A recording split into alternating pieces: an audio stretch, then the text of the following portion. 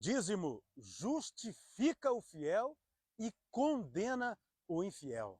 Abraão, nosso maior exemplo de fé, diz a Bíblia que ele é justificado pela fé. Abraão é dizimista, capítulo 20 do livro de Gênesis. Lindo é que Abraão, além de ser dizimista, ensina a sua família a ser. A Bíblia diz que em Gênesis capítulo 28, o neto de Abraão, olha que lindo, prometeu entregar o dízimo de tudo. Gênesis 28. Aí você diz assim, mas ele só prometeu. Prometeu e cumpriu, irmão. Porque a Bíblia diz no livro de Hebreus que Jacó, transformado em Israel, é um herói da fé. Herói da fé cumpre a palavra. Jacó prometeu e cumpriu. Só você que acredita nas orientações do diabo é que não acredita que Jacó, sendo um herói da fé, não se tornou dizimista. A Bíblia diz isso. E a Bíblia vai nos mostrar em Mateus capítulo 23 e versículo 23, Jesus ensinando que ele ama aqueles que agem pela fé. E ele diz que o dizimista deve observar a justiça, a misericórdia e a fé. Jesus ama aqueles que entregam dízimo pela fé. No mesmo texto, Jesus está orientando e dizendo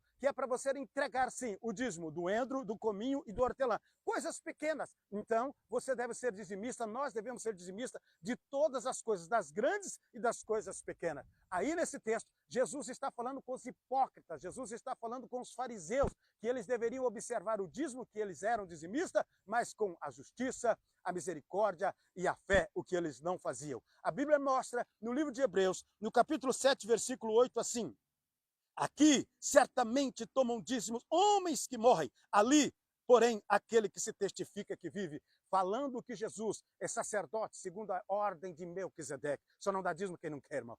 Jesus, ele é sacerdote da mesma ordem de Melquisedeque. Melquisedeque é o símbolo maior. Ele recebeu dízimo de Abraão, assim como Jesus recebe dízimo daqueles que pela fé seguem o caminho de Abraão. Se você tem fé, como teve Abraão, você vai ser dizimista. Mas não tem Melquisedeque aqui para me entregar o dízimo. Não tem problema, porque o sacerdote, segundo a ordem de Melquisedeque, Jesus Cristo, está sentado à destra do Pai Todo-Poderoso, recebe dízimo, segundo a Bíblia Sagrada. Portanto, os fiéis são justificados pela fé, entregando o seu dízimo. E os infiéis são condenados, porque não exerce fé na palavra de Deus. Malaquias, o profeta, diz: são ladrões, roubam a Deus. O próprio texto de Jesus, Jesus está falando com os hipócritas e chamando eles: vocês são hipócritas, vocês são fariseus hipócritas, porque vocês não entregam o dízimo observando a natureza do dízimo,